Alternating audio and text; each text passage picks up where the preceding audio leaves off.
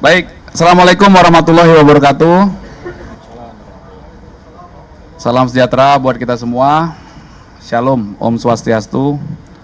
Salam kebajikan, namo buddhaya. Rekan-rekan, pada press release sore hari ini kami mengundang beberapa stakeholders ya dalam pengungkapan tindak pidana di bidang ekonomi yang dilakukan oleh Subdit Industri dan Perdagangan atau Subdit Indak Direktorat Reskrimsus Polda Metro Jaya. Hadir pada sore hari ini Pak Wadir Reskrimsus, kemudian Kasubdit Indak Direktorat Reskrimsus, kemudian dari pejabat Kementerian Perindustrian juga hadir, Pak Muhammad Taufik. Oh iya, terima kasih Pak. Beliau adalah Kepala Pusat Pengawasan Standarisasi Industri dari Kementerian Perindustrian. Kemudian berkenan hadir juga dari Kementerian Perdagangan, Bapak Efraim Karaen.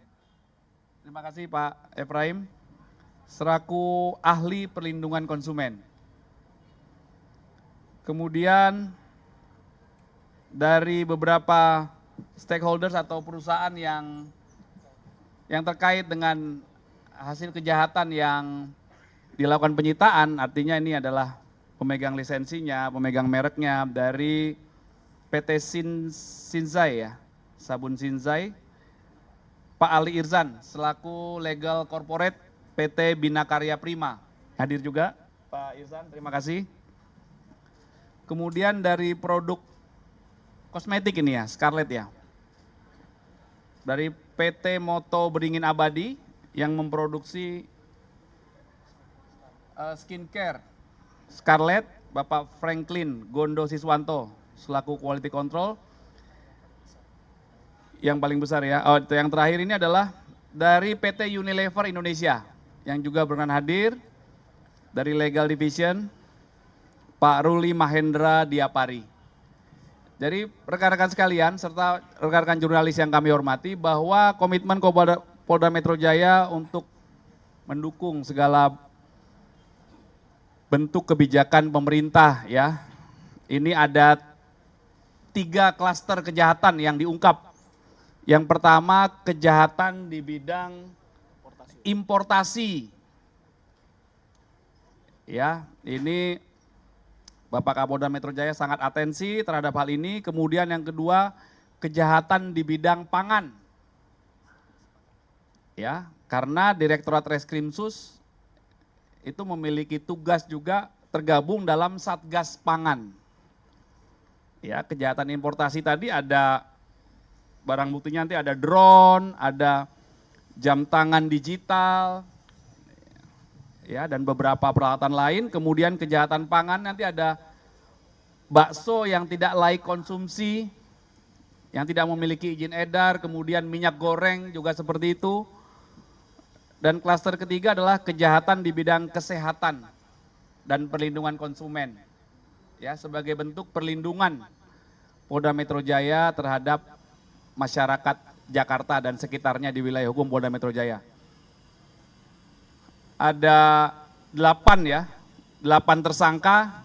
Ini dapat kami katakan ini kejahatan transnasional ya, atau transnational crime yang sudah diungkap oleh rekan-rekan dari Subdit Indak Ditreskrimsus karena melibatkan ada 1 warga negara asing, warga negara China, yang 1 ex warga negara asing, ex warga negara Nigeria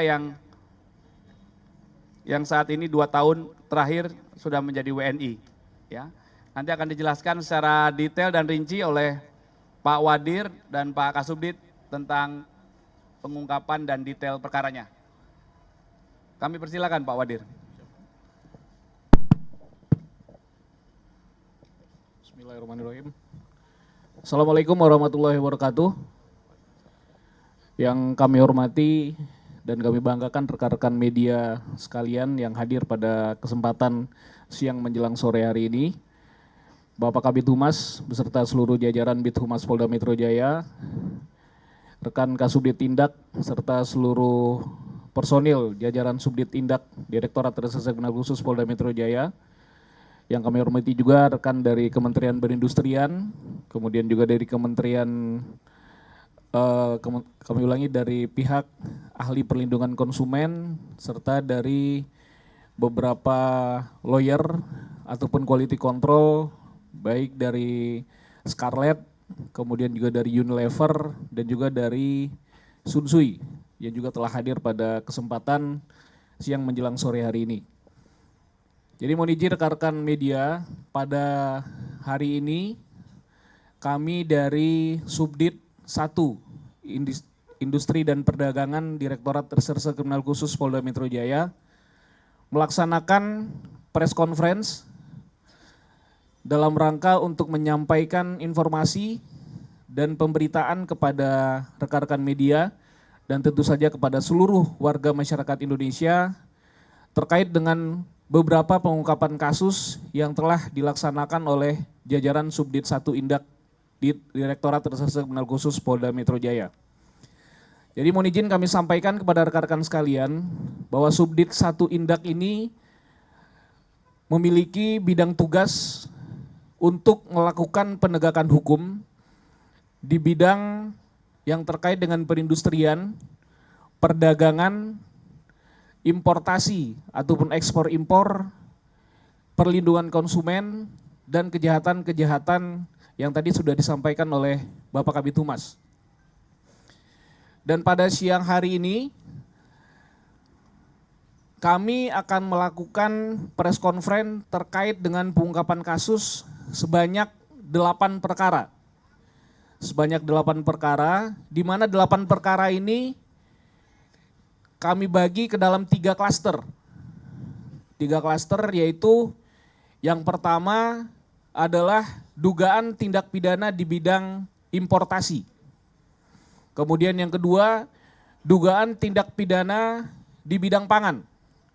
Dan yang ketiga adalah dugaan tindak pidana di bidang perlindungan konsumen dan tindak pidana kesehatan. Dari 8 perkara ini, kami telah menentukan dan menetapkan 8 orang sebagai tersangka dengan rincian yaitu 6 orang merupakan warga negara Indonesia, kemudian 1 orang merupakan warga negara Tiongkok, dan 1 orang juga merupakan warga negara Indonesia tetapi sebelumnya merupakan ex warga negara dari Nigeria. Kemudian dapat kami sampaikan bahwa dari 8 perkara ini kita melihat bahwa total kerugian negara yang bisa diakibatkan dari perbuatan yang telah dilakukan oleh para pelaku tindak pidana ini berkisar di angka sekitar 12 sampai 13 miliar rupiah. Dan juga ditambah dengan keuntungan yang telah diperoleh oleh para pelaku tindak pidana ini yaitu sebesar 5,1 miliar rupiah.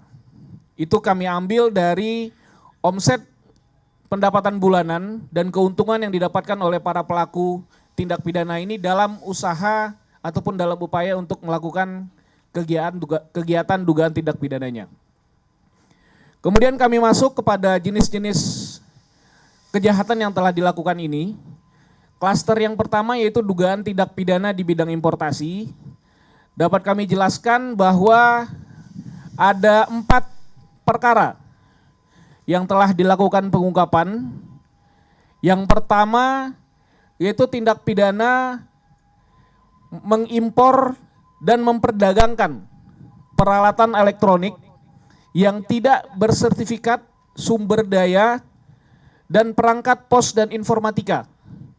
Dan kemudian juga tidak memiliki panduan ataupun manual book yang berlabelkan bahasa Indonesia. Peralatan elektronik yang kami amankan ini berupa dalam bentuk drone dan juga jam digital. Untuk barang bukti sudah dihadirkan oleh rekan-rekan penyidik. Nanti rekan-rekan media bisa melihat bersama terkait dengan BB yang sudah kita siapkan. Kemudian yang kedua, dugaan tindak pidana memperdagangkan sediaan farmasi berupa salep yang diduga berasal dari Cina yang juga yang diperdagangkan tanpa adanya izin edar. Kemudian yang ketiga yaitu mengimpor dan memperdagangkan barang-barang berupa kosmetik yang berasal dari negara Nigeria yang dimasukkan ke Indonesia, di mana berbagai macam merek tersebut juga tidak memiliki izin edar. Kemudian yang keempat, yang terakhir, yang terkait dengan kejahatan importasi ini dapat kami sampaikan yaitu memperdagangkan dan menyimpan pakaian dagang, pakaian impor yang mana adalah pakaian impor bekas yang tidak sesuai dengan standar ataupun mutu yang dipersyaratkan. Jadi ini adalah kejahatan balpres. Rekan-rekan juga bisa lihat barang buktinya juga sudah kita tampilkan di sini. Dan ini pelakunya diduga untuk sementara merupakan juga dari warga negara Tiongkok. Kemudian klaster yang kedua yaitu terkait dengan kejahatan pangan.